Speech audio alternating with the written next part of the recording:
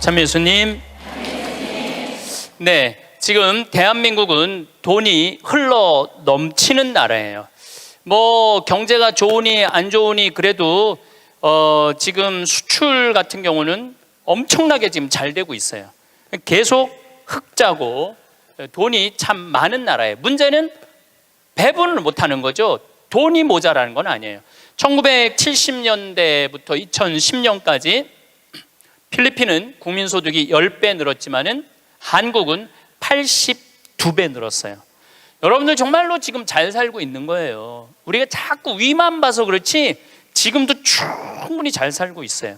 그런데 이렇게 돈이 많은데 정말로 우리가 잘 사는 나라일까요? 여러분들 잘 사는 개념이 뭘까요? 그 집이 강남에 아파트가 100평이 있고 벤츠를 몰고 다니는데 아버지는 맨날 나가서 바람 피고 엄마는 또 화가 난다고 젊은 사람이랑 바람 피고 애는 또 엄마 아버지 돈 가지고 매일 바에 가갖고 클럽에 가갖고 놀고 엄마 얼굴 아버지 얼굴 한번 못 보고 서로 따로 사는 그 집이 잘 사는 집일까요? 그 집은 못 사는 집이에요. 우리가 잘 사는 개념을 좀 바꿔야 돼. 그 집 잘 살아. 어떤 집이냐면은 그냥 성실하게 직장 생활하고 아내가 기다리는 집에 가고 붕어빵 들고 집에 가면 애들이 아빠 기다리고 또 포옹하고 같이 저녁에 밥 먹고 산책 손잡고 산책 나가는 집이 잘 사는 집이에요. 또 실질적으로 그런 집들도 제가 공원에 나가보면 가족이 함께 손잡고 나오는 집이 참 많아요. 근데 제가 보기에는 한국은 벤츠가 있고 강남에 100평이 있는데 못 사는 것 같아요. 왜냐하면 2003년 카드 대란 이후부터 14년 연속 세계 자살률 세계 1위예요. 자살률 세계 1위예요. 그렇게 돈이 많고 이렇게 좋은 나라인데 왜 자살률이 세계 1위일까요? 이건 잘 살지 못하기 때문에 그러는 거예요. 대한민국 전체가 잘 살지 못하기 때문에 그래요. 노인 빈곤율이 세계 1위야. 이건 정말로 생각해 볼 문제예요. 왜 생각해 볼 문제냐면은 대한민국처럼 자식한테 온갖 정성을 쏟아서 교육하는 집이 어디 있어요? 있는 돈 없는 돈, 이 등에 있는 뼈 다 뽑아서 등골에 있는 뼈를 다 뽑아서 자식들 교육하는 나라가 대한민국이에요. 그러니까 있는 돈 없는 돈 다 주고 난 다음에 늙어서 자식이 갚아야 되는데 60살에 죽으라고 그러니 아니 이게 갚을 생각이 전혀 없는 거 아니에요. 그리고 여러분들이 결정적으로 여러분들이 잘못하기 때문에 여러분들 고생하는 거예요. 여러분들 자식들 결혼하면 뭐라 그래? 니네들 우리는 신경 쓰지 말고 니네 둘만 잘 살아. 너 둘만 잘 살라고 얘기를 하니까 걔네들만 잘 사는 거예요. 그렇게 말하면 안 되죠. 너희들 둘만 잘 살아 이러면은 그 부모는 자식 교육 잘못하는 거예요. 너희들이 이제 주위 사람들이랑 화목하게 지내고 부모님 공양 잘하고 애들 잘 키우고 하느님 일 열심히 하고 니네들 재능 가지고 나누고 살아. 이렇게 말해도 잘 살까 말까인데 아무것도 신경 쓰지 말고 니네 둘만 잘 살아. 그러니까 아무것도 신경 안 쓰고 둘만 잘 사는 거예요. 그러니까 오늘 이후부터 여러분들 덕담을 해도 그런 덕담을 하지 마세요. 둘만 잘 살라고 그러지 말고 다 같이 잘 살으라고 그래야 돼. 다 같이. 왜 둘만 잘 살아야 돼? 다 같이 잘 살아야지. 대한민국이 왜 돈은 흘러 넘치는데 이 고통을 겪는 줄 알아요? 여러분들이 그렇게 가르쳐서 그래. 너만 1등해. 너만 경쟁해서 이겨야 돼. 둘만 잘 살아. 이 얘기를 하니까 애들이 이기적으로 되는 거예요. 나눌 줄 모르고. 노동시간 세계 1위인 나라가 대한민국이에요. 직장인 스트레스 세계 1위야. 그러니까 돈은 많이 버는데 많이 죽고 늙어서는 우리나라 노인 자살률을 보면은 정말로 앗소리가 나요.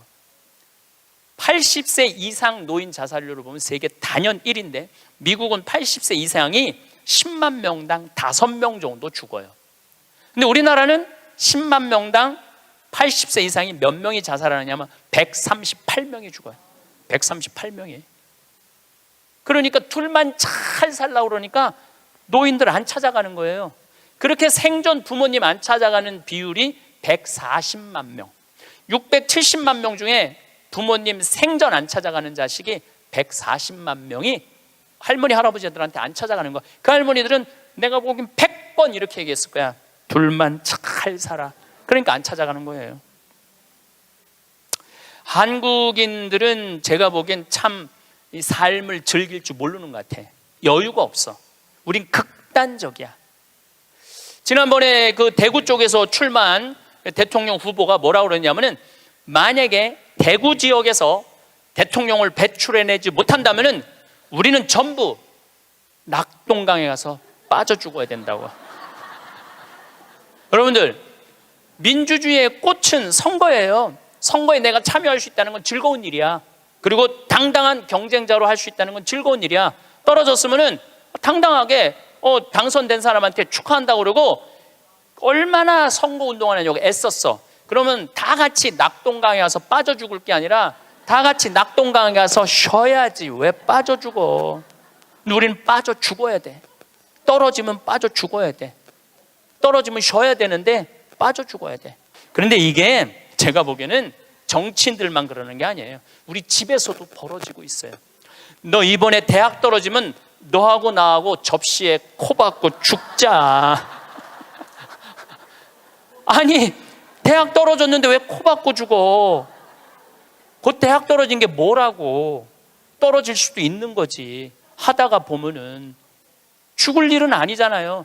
매년 입시 때 자살해요. 엄마하고 딸하고, 엄마하고 아들하고 죽자고.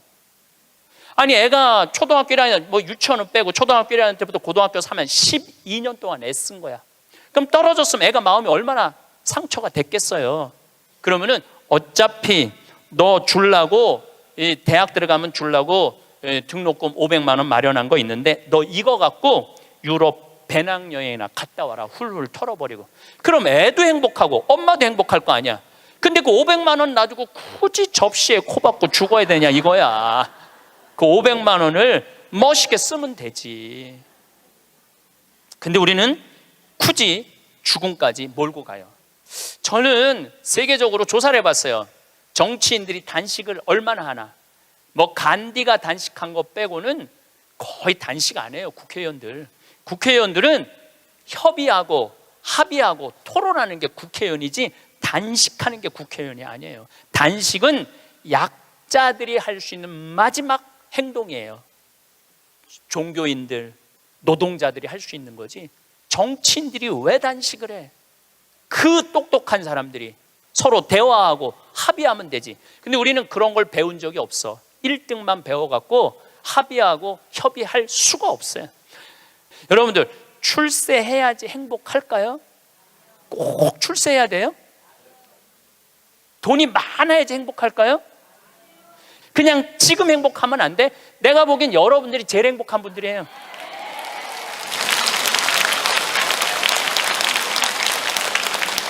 여러분들은 감옥에 가고 싶어도 갈 수가 없어. 누가 돈을 줘야지 감옥에 가볼까? 누가 돈을 줘야지. 누가 말을 사줘야지 감옥에 가볼까? 누가 말을 사줘야지. 돈 주는 사람도 없고 말 사주는 사람도 없고. 우리나라 역대 대통령들 한번 생각을 해봐. 이승만 대통령 초대 대통령이야. 그런데 한국에서 죽었어 못 죽었어요? 하와이에서 죽었어. 하와이에서 망명해갖고 대통령이. 박정희 대통령 총 맞아 죽었어요. 김영삼, 김대중 대통령 자기네들이 젊었을 때 민주화 운동하면서 감옥에 많이 갔어. 그러니까 나이 드셔서는 이제 안 간다고. 그래도 뭔가를 해야 될 것 같으니까 아들들이라도 갔다 오라고 아들들 보냈잖아. 아들들. 아버지가 대통령이 했으면 뭐해? 전두환, 노태우 대통령 감옥에 갔잖아요. 감옥에. 노무현 대통령 뛰어내려 죽고. 여러분도 혹시 손자가 너무너무 똑똑해. 아이고 대통령감이야. 이 얘기는 뭐냐면 아이고 꼭 감옥 갈 놈이야. 이 얘기하고 똑같은 거야. 그거는 축복이 아니에요. 우리가 머릿속에서 대통령을 해야지 행복하다, 돈이 많아야지 행복하다, 이걸 머릿속으로 버려야 돼요. 뭐가 대통령 되기까지 얼마나 스트레스가 많아요. 여러분들 대통령들 토론할 때 보면은 봐요. 서로 정말로 저질이에요. 토론하는 걸 보면 저질이에요. 서로 흠집내고 그럴 사람들이 아니거든. 원래 인품도 좋고 능력도 있는 사람들이야. 근데 그 자리에 가면 그렇게 되는 거예요. 그 자리에 가면. 그럼 뭐가 부러워갖고 대통령을 해요. 그러실 필요 하나도 없습니다. 그 청와대에서 사람을 인선하는데 내가 몇 번째 사람까지 들었냐면 27명까지 골랐는데 당신 장관 좀 해달라고 하니까 난 못한다. 왜? 나는 불법 위장 전입 이런 거 다 걸린다. 그래갖고 27명까지 갔대 지금. 그래갖고 또 골랐는데 난리도 아니야. 들어보니까. 그러니까 그 자리까지 가려고 그러면은 간쓸게 양심 다 버리고 올라가는 거예요. 뭐가 그런 게 부러워. 여러분들은 간쓸게 내버릴 이유가 하나도 없어. 여러분들은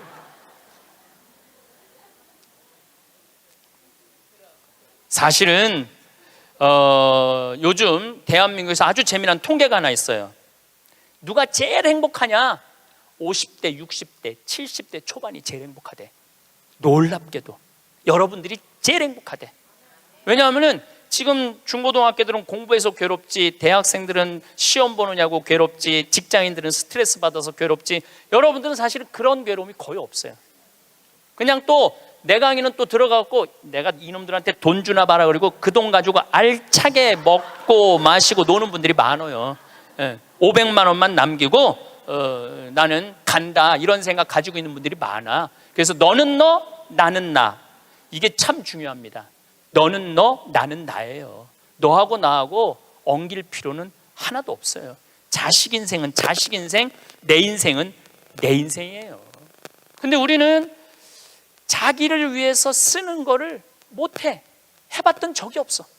자기를 위해서 1,000원도 써봤던 적이 없어. 1,000원도 벌벌 떠는 분들이 많아. 내가 그렇게 얘기했는데도 1,000원도 벌벌, 여기 많을 거야. 1,000원도 벌벌 떠는 분들이.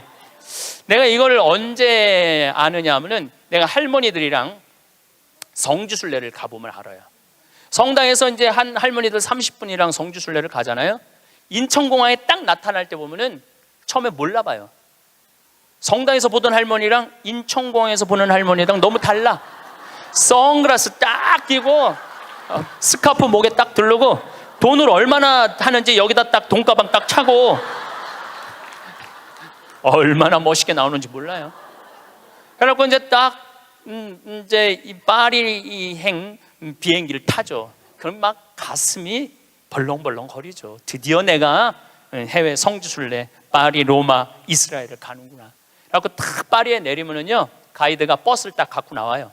근데 되게 밤에 도착하거든요. 근데 딱 파리 시내를 지나가면은 파리는 직접 조명이 없어요. 다 간접 조명이야. 이렇게 밑에서 불을 쫙.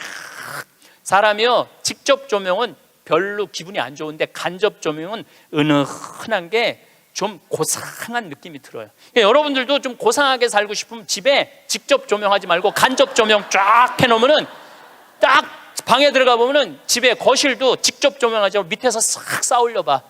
기분이 그냥 와인도 마시고 싶고 춤도 추고 싶고 그렇거든. 근데 딱 파리를 가다 보면 딱 그렇거든. 그리고 그냥 한가운데 에펠탑이 30분마다 막 반짝반짝 불 거기 막 뭐 네온 사인 막 하면은요 기가 막혀요. 근데 가이드가 그래요. 여기 예술의 도시 오신 거 환영한다고. 내일 아침은 뷔페에서 식사를 하시고 오전에는 모나리자 미소를 보러 루브르 박물관을 갈 거라고. 그리고 건너편에 에펠탑이 있는데 에펠탑에 가서 사진 한 장 찍고 점심 식사하시고는 몽마르트 언덕을 올라갈 거다. 몽마르트 언덕을. 저녁은 세느강에서 선상 파티를 하고 밤에는 세계에서 가장 비싼 거리 쌍젤리제 거리에서 와인을 한잔하고 호텔로 들어갈 거다. 내일 스케줄은 이렇다. 그럼 진짜 가슴이 막 벌렁벌렁거려. 근데 막 하는데 여기는 다이아나비가 죽은 도로다. 그거 꼭 지나가더라고 보니까. 역사 뭐 나폴레옹이 막 그 뭐 개선문 막 이런 거 보면은 정말로 내가 드디어 이 예술의 도시 파리를 왔구나 그런 기분이 들어요. 근데 호텔 도착 5km 전에 가이드가 딱 일어나고 또 이상한 말을 해요. 여긴 에티켓이 참 중요하다. 문을 열면 잡아주는 게 에티켓이고 여러 가지 얘기를 해요. 그런데 여러분들 내리면은 포터들이 가방을 여러분들 방에 갖다 줄 텐데 $1 팁을 주는 게 에티켓이다. 그리고 호텔에서 나올 때는 그 침대에다가 왜냐하면 그 침대 청소하는 사람들은 월급이 없어요. 다 그 팁으로 사는 거예요. 다 이민자들이 하는 거니까 $1를 내려놓는 게 에티켓이다. 그 얘기를 딱 들으면은 할머니들이 이때부터 머리가 복잡해지기 시작하는 거야. 생각지 않았던 $2가 딱 튀어나온 거야. 생각지 않았던 $2가. 그래갖고 딱 호텔에서 딱 내리면은 정말 포터들이 막 모자를 쓰고 막 가방을 들고 가려고 하는 할머니들이 이렇게 말합니다. 놔두라고, 내가 들고 갈 거라고. 비행기 10시간을 타고 버스를 타고 얼마나 피곤해. 근데 그 큰 여행용 가방을 이제 밀고 끌기 시작하는 거예요. 그런데 한 30명 가면은 유럽의 호텔들은 엘리베이터가 다 작아요. 옛날 건물들이라 2명, 3명 들어가면 꽉 차. 그럼 또 재빠른 사람이 딱 들어가면은 이때부터 5분, 10분을 기다리면 승질이 나기 시작하는 거예요. 승질이. 로마에 도착하면 얘기하지 않아도 할머니들이 그 가방을 끌고 알아서 가요. 자기가 $1를 아끼려고. 호텔 나올 때도 까먹을 경우도 있지만 아까워. 다시는 안 오는데 그냥 나와버려. 그리고 압권이 있어요. 성지순례 끝나고 할머니들이 나한테 하는 말이 있어. 신부님, 세상에 나가보니까 맨 내 돈 뜯어먹는 도둑놈들밖에 없다고. 그리고 보통 1일 정도 순례를 나가는데 11일 동안 기억이 가방 끌고 다녔던 기억밖에 없는 거야. 가방 끌고 다녔던 기억밖에 없는 거야. 성지고 뭐고 힘들게 가방 끌고 다니면 나이는 먹었지. 그럼 보통 여러분이 한 450만 원 내고 가는 성지순례예요. 450만 원. 그러면은 하루에 $2면은 10일이면 $20야. $20? 그게 뭐가 아깝다고. 그 $1 때문에 벌벌 떨면서 놔두라고, 내가 들고 갈 거라고 그 무거운 가방을 그냥 $1 주고 땡큐 하면 얼마나 좋아. 그런데 문제는 자기를 위해서 1,000원도 써봤던 적이 없는 거예요. 450만 원 내고 갔으면 기분 좋겠으면 얼마나 좋아. 근데 써봤던 적이 없는 거예요. 그 여행 갔다 와도 즐거웠던 기억이 하나도 없어. 완전히 도둑놈들한테 사기당한 그런 기분이야. 성지순례 갔다 왔는데. 저도 뭐 많이 다니죠. 1년에 4개월은 외국에 나가 있으니까. 이번에도 잠비아 끝나고 미국 교우들이 케이프타운, 희망봉, 아프리카 맨 끝에 거기 갔다 오고 싶다고 호텔 예약까지 다 예약해갖고 나하고 같이 갔어요. 케이프타운 호텔에 딱 가니까 진짜로 포터들이 가방 방번호 딱 찍어갖고 갖고 오더라고요. 나는요 그 사람들한테 돈 한 번도 아낀 적이 없어요. 오면 $1 안 줘. $5 딱 줘요. $5 딱 주고 내가 한마디 하죠. 땡큐. I come from Korea. 내가 꼭 얘기를 해요. 왜냐하면 중국 사람인 줄 아니까. I come from Korea. 딱 그리고 $5 주면은 눈이 이만해지면서 정말로 머리가 땅끝까지 닿도록. 그 사람들은 그걸로 먹고 사는 사람들이야. 이민자들은. 내가 나를 위해서 450만 원을 썼으면 그 이민자들한테 $1, $2, $5가 아까워갖고 그거를 아끼려고. 도둑놈들이라고 그러고 사기꾼이라고 그러고. 그러니까 내가 그렇게 여유가 없는 거야. 마음의 여유가. 이번에도 애틀란타 강의를 마지막으로 했는데 호텔에서 한 4일 있었어요. 4일 있었는데 마지막 날은 거기다 내가 $10 딱 놓고 썼어요. 편지. 그 사람 이민자야. 편지를 항상 써요. 저는 마지막에 Thank you, God bless you, I come from Korea. 딱 이렇게. 얼마나 좋아. 그거 쓴다고 내가 망하는 것도 아니고. 그 사람은 그걸 받음으로써 하루에 기쁨이 있잖아요. 내가 남에게 무언가를 나눠줄 수 있는 큰 기쁨, 주는 기쁨이 있어야 되는데 우린 끝까지 아껴. 근데 문제는 그걸 아껴갖고 정말 또 행복한 데 쓰면 좋은데 끝까지 아끼다가 죽어. 써보지도 못하고 죽는 분들 많아요. 써보지도 못하고 죽는 분들 많아요. 그러니까 이제 마지막에 죽을 때 뭐라고 그러냐면은 나는 억울해서 못 죽는다고. 나 한번 호강해 보려고 그랬는데 억울해서 못 죽는다고. 호강은 언제 하면 돼? 지금 하면 돼요. 제가 항상 드리는 말씀이지만 내 생일날 내 기억해주는 남편도 없고 자식도 없어. 냉면 먹으면서 눈물 뚝뚝 흘리면서 지질이 복도 없는 년, 냉면 사주는 인간 하나도 없고 내 생일에 왜 내 생일을 남이 차려줘야 돼? 내가 차려주면 되지. 그렇지 않아요? 그러니까 야, 너 60년 동안 70년 동안 애썼다. 내가 오늘 너한테 한턱 쏠게. 네 태어난 날이니까 그럼 내가 가서 먹으면 되지. 그러니까 지질이 복도 없는 년이 먹는 냉면 맛이랑 내가 한턱 쏘고 먹는 냉면 맛은 냉면 맛 자체가 달라요. 여러분들 정말 1,000원을 쓰더라도 멋있겠어. 폼나게 써요. 냉면을 먹어도 뽐나게 나가서 먹어. 눈물 뚝 콧물 뚝 흘리고 그러지 말고요. 행복은요 큰 데 있는 게 아니에요. 대통령 되고 무슨 장관 되고 국회의원 되는다고 그 사람들 안 행복해요. 그 사람들 소리 지르는 거 봐요. 그 사람들이 행복하겠어요? 네, 안 행복해요. 부러워할 거 하나 없어요.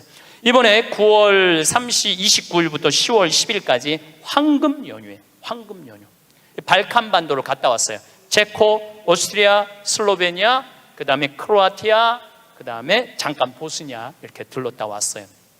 근데 제가 처음 평택 비전동 본당 신부를 할 때 나야 교우들을 너무너무 사랑하죠. 정말로 많이 아끼고 귀하게 여기죠. 정성스럽게 대하죠. 근데 이제 내가 평창에 들어가니까 이제 본당이 없잖아요. 그 이제 연말만 되면은 나를 찾아오는 비전동 교우들이 있어. 그 나는 이제 연말이 되면 모든 에너지를 다 빼갖고 아무도 만나기 싫어. 와도 쳐다도 안 봐요. 세배하러 왔는데 무슨 세배냐고. 그런데 10년 동안 내가 보든 안 보든 자기네들끼리 밥 먹고 가도 10년 동안 변함없이 오는 친구들이 있어요. 근데 한 3년 전인가 4년 전에 또 세배라고 왔는데 내가 찬밥 대우를 했는데 마음이 좀 미안하더라고요. 근데 보통 저 같은 경우는 3년, 4년 후까지 스케줄이 보통 이렇게 보거든요. 근데 4년 전에 보니까 2017년 딱 황금 연휴 10일이 딱 걸려 있더라고요. 그래서 정말로 평범한 친구들이에요. 야, 2004년 후에 황금 연휴 10일이 있다. 나하고 그때 내가 온전히 너희들하고 같이 여행 갈게. 그랬더니 이 친구들 한 30명이 한 달에 20만 원씩 3년 동안 개를 모았어. 그러니까 한 달에 20만 원이면 240만 원에 거의 700만 원을 모은 거예요. 여행비는 한 400만 원밖에 안 되는데. 그래갖고 이번에 여행을 갔다 왔어요. 그런데 기가 막히더라고요. 그 성지 나라도 아름답지만은 성지가 너무너무 좋더라고요. 그런데 오스트리아의 마리아 체리라는 성지를 갔어요. 여기저기 너무 다니니까 무슨 성지도 모르고 그냥 계속 가는 거죠. 근데 오후 3시 미사를 이제 경당에서 봉헌하기로 했는데 대성당에 딱 갔는데 대성당은 안 빌려줘요. 우리도 여기 지금 왜 여기 모였는지 알아? 명동 대성당 안 빌려줘서 여기 와 있는 거예요. 대성당은 잘 안 빌려줘요. 그리고 특히 우리같이 조그만 소규모의 순례객은 아예 안 빌려줘. 그것도 동양 사람들은 이게 커뮤니케이션이 안 되니까 더 안 빌려주죠. 근데 딱 성당을 이제 성모님을 이제 경배 드리려고 들어갔는데 크로아티아 사람이야. 여긴 오스트리아 성지인데 전통 복장을 입고 왔는데 브라스 밴드를 데리고 온 거야. 브라스 밴드를 데리고 와갖고 영성체후 묵상을 하는데 무슨 사연인지 모르는데 그냥 우는 거야. 신부도 울고 그 해설자도 울고 솔로한 사람도 울고 밴드들도 울고 교우들도 울고. 근데 그 음악을 연주하는데 너무 아름답더라고요. 근데 제가 2년 전에 이스라엘 성주순례를 갔는데 한 200명하고 갔는데 그중에 천주교 신자 아닌 자매가 하나 왔었어요. 근데 이 성주순례를 하면서 이게 살아있는 예수님을 느낀 거야. 그리고 거기 또 다 가톨릭 성지잖아요. 이분은 종교가 달랐는데. 그런데 거기서 딱 요르단강에서 딱 거기서 천주교 세례를 받겠다는 거야. 그래서 요르단 강물을 퍼서 그 자리에서 세례를 줬어요. 세례명이 보난데 세례를 줬는데 얼마나 내가 세례를 줬으니까 영어로 father라고 그러냐. father, 아버지 아니야. 아버지라고 그러면서 얼마나 안부도 잘 묻고 그러는지. 그래서 이번에 성주순례 데리고 갔어요. 성주순례를 데려갔는데 가톨릭 전례를 많이 못 봤잖아요. 근데 이 아름다운 전례를 보고 싶은 거야. 그래서 막 찾아갖고 야 빨리 와서 이거 가톨릭 이런 아름다운 전례가 있다. 그걸 보는데 다 우는 거야. 성가를 부르면서. 근데 그 성당의 그 울림이 얼마나 좋아요. 그 옛날 성당들이 울림이 얼마나 좋아. 뭐 기가 막히더라고. 그걸 한참 보고 있다가 보는데 3시 미사에 내가 제의를 입어야 되는데 5분을 지난 거야. 그래갖고 제의를 못 입었어요. 그래갖고 이제 제의를 입고 그 경당에 가려고 그랬더니 폴란드에서 성지순례 온 신부하고 교우들이 그 경당에 들어가 버린 거야. 그러니까 우리는 미사할 데가 없어진 거예요. 미사할 데가. 그 들어갔는데 어떻게 나오라고 그래? 우리 거니까 나오라고 그럴 수가 있어요. 그래서 이제 우리는 산에를 올라가야 되는 거야. 산에를. 대성당은 꿈도 못 꿨고. 그 이제 제대 그 제의실 맡는 형제가 제가 보니까 평신도 갔더라고요. 안 된다고. 저기 산으로 올라가야 된다고. 30분을 또 버스 타고 또 올라가면 우리 스케줄이 다 엉망이 되는 거잖아요. 너무너무. 근데 내 마음에 간절하게 대성당에서 미사를 봉헌하고 싶은 거야. 그 본당 신부가 나왔어요. 대성당에서 미사하고 싶다고. 바실리카거든요.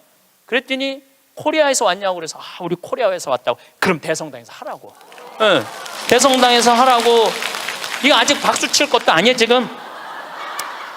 대성당에서 하라고 그랬는데 또 내가 키가 조그마니까 짧은 제의를 그 신부님이 다 찾아서 나를 입혀주더라고. 신부님이. 막 그때부터 가슴이 뛰기 시작하는 거예요. 근데 그날은 이제 우리 부관장 신부님 미사 봉헌하는 때인데 우리가 입당을 해갖고 성가를 하는데 이때부터 가슴이 미어지기 시작하는 거예요. 이 아름다운 성지에서 이렇게 미사를 봉헌할 수 있게 막 정말 입이 안 떨어지는 거예요. 근데 딱 강론을 시작하는데 우리 부관장 신부가 성모님 노래를 하는데 그 노래도 기가 막히게 잘하는데 성당을 혼통 감싸 안는 거예요. 그러니까 순례 온 외국 교우들도 너무너무 아름다우니까 다 쳐다보더라고요. 난 눈을 뜰 수가 없었어. 눈 뜨면 울까 봐. 하여튼 너무 은혜로운 미사를 하고 딱 이 성지가 뭔가 봤더니 이 성지는 850년 된 성지야. 성모님이 여러분들 사진에 있어. 성모님이 예수님을 손으로 이렇게 잡고 있는 그 왕관을 쓰고. 그런데 얼마나 기적이 많이 일어났으면 그 목발이 수백 개가 있었대요. 목발 짚고 왔다가 다 두고 간 거죠. 근데 이제는 너무 기적을 바라갖고 다 친 거야. 다 치고 이제는 2차 세계대전 끝나고 난 다음에 세계 평화를 위해서 기도하라고. 근데 거기에 베네딕토 교황, 프란치스코 교황님이 다 다녀가신 성지야. 거기서 미사를 한 거야. 거기서 미사를 봉헌할 수 있었으니 이게 얼마나 이게 신나는 일이에요.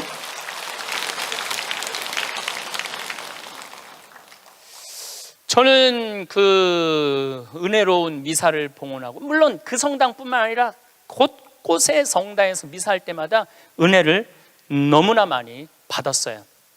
그런데 나하고 같이 30명이 성주순례를 갔는데 거기 있는 분들은 다 일반 직장인들이야. 그냥 직장인들. 그렇게 열심히 신앙생활하고 신부한테 그렇게 잘하고 그렇게 착하고 성실하게 살아왔으면 그 정도는 누릴 자격이 있는 거예요. 그리고 여러분들이 부부가 평생 버는 돈이 23억이래요. 평균 대한민국에서 23억을 벌고 나를 위해서 500만 원 그 아름다운 성지순례 한 번을 못 가? 그리고도 지질이 복도 없는 년 성지순례에 보내주는 사람도 없고. 누가 가면 돼? 내가 가면 돼. 내가. 남이 왜 내 행복을 남편한테 떠넘겨? 왜 내 행복을 자식한테 떠넘겨? 내 행복의 주인공은 누구야? 나야. 내가 나를 행복하게 해주면 돼요. 내가. 남한테 바랄 거 하나 없어. 섭섭할 것도 하나 없어요. 저는 이 가장 잔인한 부모가 자식 판검사 만드는 부모가 가장 잔인하다고 생각해요. 여러분들 판검사 되려고 그러면요, 태어나서부터 공부하기 시작해야 돼. 얘네들 태어나서부터 누워있으면 기역, 니은, 디귿, 리을 돌아가야 돼. 얘네들은. 그리고 초등학교, 중고등학교 때 해가 뜨는지 달이 뜨는지 모르고 살아야 돼요. 여러분들 그 특목고 들어가려고 그러면 새벽 2시, 3시까지 공부해요. 학원에서 그렇게 시켜요. 그렇게 공부를 해야 돼. 그러니까 얘네들은 행복이 뭔지 잘 모르는 애들이야. 그리고 엄마 나 좀 놀러 좀 갈 거야. 친구들하고 이번 토요일. 이놈의 새끼야, 네가 놀러 갈 시간이 어디 있어. 너 공부 열심히 해서 서울대학 들어가갖고 삼성에 취직해서 그때 그때부터 너 행복해. 여러분들 1살서부터 30살까지 안 행복한 애가 삼성에 들어가는 날부터 행복할까요? 저는 그런 일은 없다고 생각해요. 그냥 쭉 행복한 애가 행복하게 사는 거예요. 공부해갖고 좋은 자리에 가갖고 행복할 수가 없는 거예요.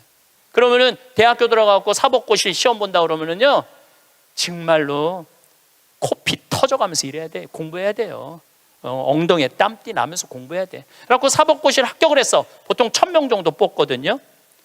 만약에 안 뽑을 때는 500명 뽑고, 연수원에서. 그럼 사법고시 합격했다고 다 판검사 되는 게 아니에요. 1등부터 100등까지 판사, 100등부터 200등까지 검사, 200등부터 1000등까지 변호사야. 변호사 중에 반 이상은 지금 300만 원도 못 번대요. 그렇게 청춘을 다 날리고 학창시절을 다 날렸는데도 돈 못 벌어요. 그러면 정말로 우리 집에 판검사가 나타나, 평창에는 막 판사가 됐으면, 사법고시 합격하면은요, 읍내 막 이 사법고시 합격, 누구네 집 자녀, 셋째 자녀 합격 막 걸어놓고 난리도 아니야. 정말로 신나요. 우리는 사무관만 승진해도 누구 사무관 축하 막 이렇게 걸어놔요. 그래갖고 판사가 됐어. 그러면은 미래가 창창하고 앞날이 활짝 펼쳐질 것 같아요. 만나는 사람이 누구냐면은 살인범, 강간범, 사기꾼, 강도들 만나는 거예요. 평생. 여러분들, 사람이요, 누구를 만나고 사느냐에 따라서 그 사람의 행복의 질이 결정돼요. 누구를 만나고 사는. 아니, 판사 재판을 해야 되는데 집에 와서도 저놈이 정말 죽였을까 안 죽였을까 이런 생각을 평생 하고 사는 판사가 뭐가 부러워요? 그리고 자기 자식 판사로 밀어넣는 부모가 훌륭한 부모예요? 저는 그렇게 생각하지 않아요. 하고 싶은 일을 하고 살아야 돼. 사람은 하고 싶은 일을. 제일 하고 행복한 사람이 누구냐 하면은 사진 작가래요. 지금 촬영하는 저분들 제일 행복한 분들이래. 사진 작가들 제일 행복하다고 그래요. 아름다운 거 찍잖아요. 그리고 제일 보람을 느끼는 건 성직자들. 신부님, 저 신부님 때문에 자살하려고 그러다가 자살 안 하고 저 지금 잘 살고 있어요. 신부님 때문에 술 끊었어요. 신부님 때문에 우울증 고쳐졌어요. 그런 얘기 들을 때마다 아, 내가 이 자리에 있어야 되겠구나, 그런 생각을 많이 하죠. 제가 이 본당 신부 때 어떤 친구가 있었느냐면 전국 학력고사 수석, 서울대 수석, 법대 수석, 사법연수원 수석한 친구가 있었어요. 20년 전 얘기예요. 근데 이 친구는 다 대법관 후보라고 그랬어. 근데 이 친구는 바로 로펌 회사로 빠졌어요. 법률 회사로. 판사 임용을 신청하지 않았어요. 왜 법률 회사로 빠졌느냐? 그랬더니 하는 말이, 신부님, 소신 재판할 자신이 없습니다. 소신 재판할 자신이 없습니다. 자, 여기서 우리가 이거 묵상거리입니다. 어떤 묵상거리냐 하면은, 그 똑똑한 애들이, 그 능력 있는 애들이 판사가 돼갖고요, 위에 눈치 봐가면서 재판하는 거예요. 그것처럼 잔인한 일이 어디 있어요? 대개 또 정치 판사가 되면은 내가 이명박 줄에 서야 되느냐, 박근혜 줄에 서야 되느냐, 문재인 줄에 서야 되느냐, 이러고 사는 거예요. 여러분들이 그런 고민해요? 내가 이명박 줄에 서야 되느냐, 박근혜 줄에 서야 되느냐, 문재인 줄에 서야 되느냐? 그들의 고뇌에 비하면 여러분들은 행복한 고민을 하는 거예요. 부러워할 게 뭐 있어? 그러니까 유럽에 내가 그 친구들하고도 얘기를 좀 해보면요, 이 뭐라 그래? 이거 저기 뭐야, 식당에서 이 서빙하는 사람도요, 자기는 이 일이 좋다는 거예요. 나는 이거 하고 여행도 다니고 난 너무너무 즐겁다는 거. 어떠냐면 내가 손님들한테 대접하고 팁 받고 나 행복하게 살고. 그러니까 유럽은 가면 할머니 할아버지 서빙들이 많아요. 할아버지들이 멋있게 넥타이 메고. 근데 우리나라에서는 60대는 할아버지가 서빙하면은 저 늙어갖고 저 뭐 하는 짓이냐고, 이제까지. 그러니까 제가 말한 너는 너, 나는 나야. 그냥 나 생긴 대로 살면은 되는 거야. 뭐 그렇게 남을 부러워할 게 뭐 있어요? 제가 우리 생태마을에 직원이 하나 있어요. 뉴욕에서 온 직원인데 뭐 중국어도 잘하고 영어도 잘하고 일본어도 잘하고 저한테 많은 도움을 주죠. 근데 그 아들이 하나 있는데 이 아들이 메리앤 촛 고등학교를 나왔어요. 케네디가 나온 고등학교예요. 이 학교는 등록금이 1년에 고등학교인데 1억이야. 1년 등록금이 1억. 그러니까 보통 사람들은 못 가는 학교죠. 되게 중동의 귀족들, 왕족들, 미국의 최고 돈 많은 애들이 오는 거예요. 이 학교는 애들이 학교 올 때 자가용 타고 안 온대요. 비행기 타고 오지. 무슨 자가용이야. 근데 이 140년 된 학교인데 우리 그 아들이 그 메리앤 촛 고등학교에 동양인 최초로 학생 회장이 됐어요. 그리고 얘는 콜롬비아 대학 4년 전액 장학생으로 졸업을 했어. 집이 망해갖고 전액 장학생 졸업했어. 얘는 이제 월가에 가면은 돈방석에 앉는 애예요. 왜 돈방석에 앉느냐면 그 많은 친구들한테 야, 여기 펀드 좀 넣어라. 그러면은 수백만 달러를 벌 수 있는 애래요. 그 원래 그렇게 간대 걔네들 그 코스가. 근데 얘는 한국에 평창에 와서 아버지한테 한다는 소리가 아버지 나 연극하고 싶어. 지금 집이 망해갖고 돈 벌어도 현찰을 판국인데 또 연극을 한다는 거예요. 근데 저는 제 주위에 있는 모든 사람들한테 똑같이 하는 얘기가 있어요.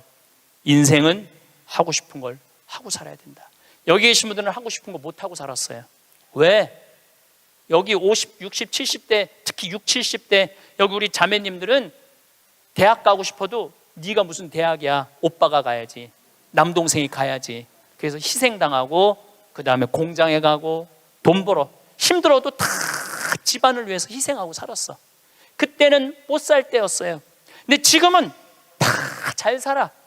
정말로 잘 살아요. 대한민국. 물론 못 사는 사람들도 있지. 못 사는 사람들도 있지만 대체적으로 보면 다 잘 살아요. 다 잘 살아요. 아무리 못 살아도 집에 자가용 하나씩 다 있어. 잠비아에서는 꿈도 못 꾸는 그만큼 잘 살고 있어요, 여러분들.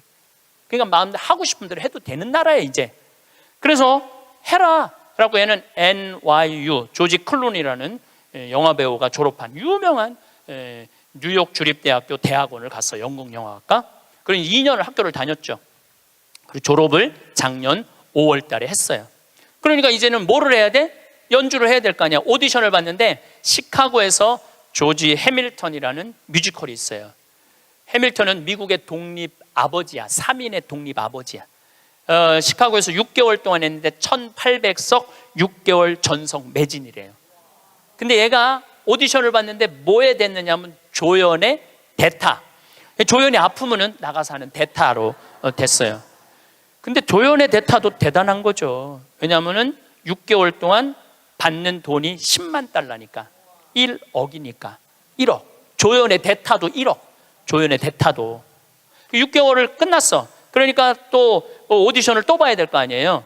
이번에 이 친구가 5월 달 끝날 때쯤 오디션을 봤는데 이번에는 바로 브로드웨이에 가갖고 줄리 테이머 감독이라고 있어요. 이 사람은 누군지 모르죠. 스파이더맨은 알죠. 스파이더맨 만든 감독이에요.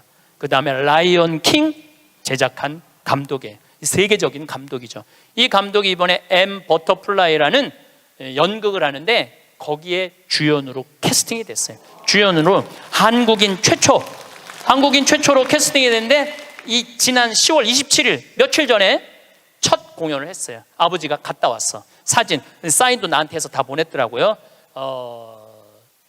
이 5개월 연극인데 50만 달러래. 한 달에 1억씩 버는 거, 한 달에 1억씩. 돈을 버는 게 중요한 게 아니라 하고 싶은 일을 하는 게 중요한 거예요. 하고 싶은 일을 하는 게. 그러니까 얘가 줄리 테이머 감독의 캐스팅이 됐다니까 조지 해밀턴 시카고에서 마지막 공연을 조연의 대타한테 어떻게 했냐면 마지막 공연 3시, 7시 공연을 주연을 줬어요. 우리 잊지 말라고. 브로드웨이에 가도 우리 잊지 말라고 주연을 줬어. 주연을 줬는데 얘는 뮤지컬 배우, 연극 배우로서 치명적인 결함이 있어요. 나보다 키가 조금 더 커요. 그런데 마지막에 공연하는데 커튼콜을 하는데 15분 동안 커튼콜을 앵콜 박수를 치더라고요. 근데 키가 워낙 작으니까 다른 스태프들하고 같은 연극하는 친구들하고 하이파이브를 하는데 뛰어서 하이파이브를 하더라고요. 그런데도 15분 동안 앵콜 커튼콜을 했어요. 이 친구가 나한테 편지했어요. 신부님 정말로 감사하다고, 신부님의 배려, 유머, 내가 많이 웃긴가 봐요 걔한테. 신부님의 유머, 배려, 사랑으로 자기네 가족이 이렇게 행복하게 됐다고, 자기는 돈 많이 벌어서 신부님 생태마을에 돈 갖다 주는 게 자기 미션이래, 미션. 근데 저는 그 친구한테 돈 받을 생각 전혀 없어요. 나는 청국장 팔아서 쓰면 돼. 왜 내가 그 힘들게 버는 돈을 뺏어서 써요. 청국장 팔아서 쓰면 되는데, 그 자기가 하고 싶은 일을 하는 그 친구를 보면서 누가 행복하냐면 내가 참 행복하더라고요. 여러분 보면은요, 내가 뉴욕에 강의 갈 때 보면 강사료 다 주고 왔어. 쓰라고, 학비에 $1,000, $2,000. 그러니까 그런 젊은 친구들한테 장학금을 주고 용돈을 주는데 잘 되니까 너무 행복하더라고요. 만약에 이 친구가 증권가에 갔다면 친구들 뒤치다거리 하고 있었을 거예요. 그렇지 않겠어요? 뭐 그 친구 술 같이 마셔주고 어려운 일 해결해주고. 근데 지금은 얼마나 세계적인 스타로 우뚝 섰어요. 그러니까 인생은요, 하고 싶은 걸 하고 살아야 돼. 여러분들은 지금부터는 자식들 눈치 보지 말고 여러분들 하고 싶은 거 하고 사세요. 예. 여러분들이 맛있는 거 먹고 싶으면 가서 사 먹고, 그 다음에 여행 가고 싶으면 가고. 지난번에 크로아티아 간 친구들이 너무 행복하다는 거야. 그래서 다음에는 과달루페 가자고, 멕시코 과달루페. 그래서 개를 뭘 파냐 보니까, 그래서 갈 생각도 있어요. 같이. 전 과달루페를 2번 갔다 왔거든요. 하느님 만나는 거는 돈을 좀 써야 돼. 그냥 가만히 있는다고 만나죠. 하느님이 활동하시는 곳에 가서 체험을 해야지. 이어서 다음 시간에 그 뒷이야기를 하도록 하겠습니다. 감사합니다.